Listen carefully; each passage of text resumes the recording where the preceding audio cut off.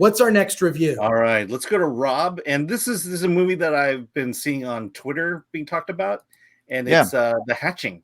Yeah. Hatching. Not So The Hatching, it's just Hatching. Just Hatching. Speaking of Amy Poehler, who was a voice in Inside Out, this was like an upside down version of Inside Out. It covers a tween girl who it's from Finland.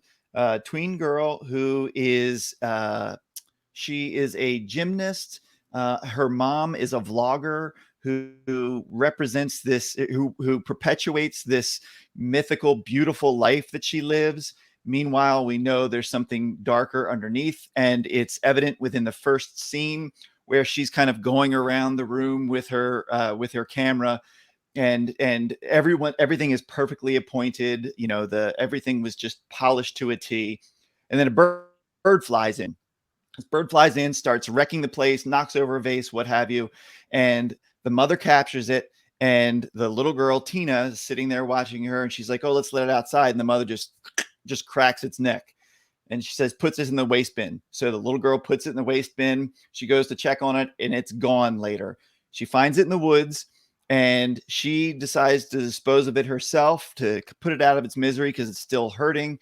And then she discovers an egg that it was that it had made its way back to. So Tina, feeling guilt-ridden, decides to take this egg back, puts it in her bed, and says, "I'll take care of you. I'll look after you."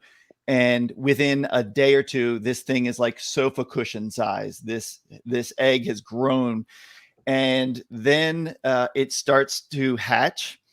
It looks like a velociraptor from Jurassic Park. It begins to take on human qualities. It begins to mutate and then mutilate. And it dispenses of like a neighborhood dog and starts causing all this destruction. Meanwhile, it continually morphs into human qualities. So it starts to get blonde hair like the little... Oh, we're losing you, Rob. Yeah. Aw. Oh, Rob. A doppelganger for this little girl. Oh, you're back. Did you get me?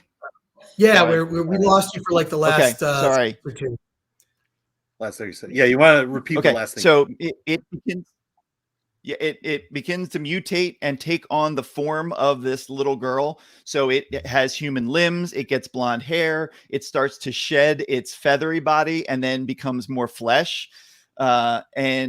Meanwhile, all these things that are taking place, like this seedy things, like the mom's carrying on an extramarital affair. It goes and it's got a neighborhood dog that gets mutilated by this creature. That the little girl has this unspoken bond with it, and they're still connected. Anyway, it's like Duel.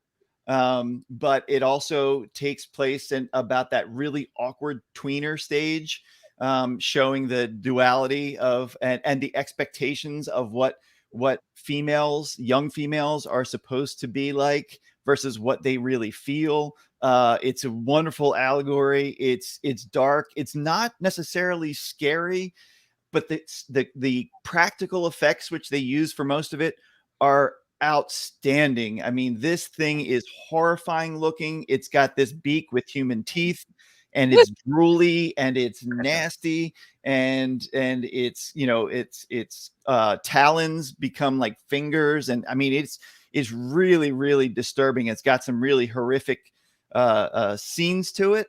But it is more. I keep thinking of what's his name, Yorgos.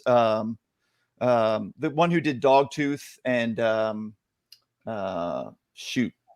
Anyway, it's very Finnish, and it's wonderfully dark and darkly comedic. And the little girl Tina in it, Siri Solalina, is amazing. She is incredible. She's got to be all of like 11, 12 years old, but she carries on a dual performance as well in it, and she is outstanding. It is exactly what Sundance is supposed to be. This is a true midnight movie, and I'll be shocked if it doesn't pick up a huge cult audience.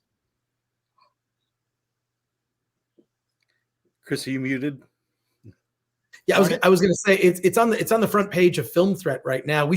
Alan, we should make sure in addition to the Chiron that we put if it's on Film Threat, let's feature it. But this still, I saw it this morning, your review, and I saw this still, and I was like, oh my God, I can't wait for the review of this movie because I know it's going to be something special and something weird, and that's definitely in my wheelhouse. So this is why I love independent film festivals, because of films just like this.